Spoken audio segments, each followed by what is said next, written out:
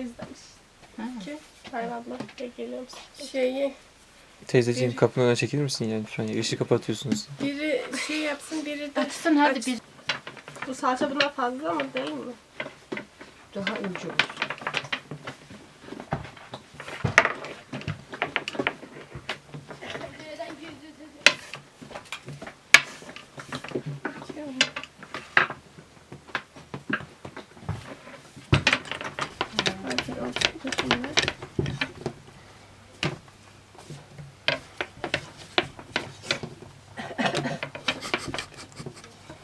Çok güzel. Taçırırım. Sen sür. Saçma fevkino. Bir de biber domates koysun. Uğraşıyor güzel. Uğraşıyor. O zaman çıkar çıkmaz. Hepsi boşaldı mı? Azıcık. Bunu Abdurrahman'a vereyim.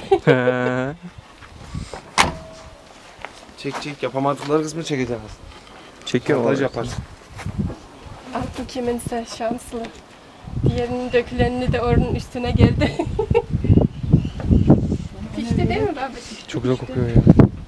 Çelik Güzel olmuş çabuk değil mi? bence. Güzel olmuş. Elinize sağlık. Oldu mu?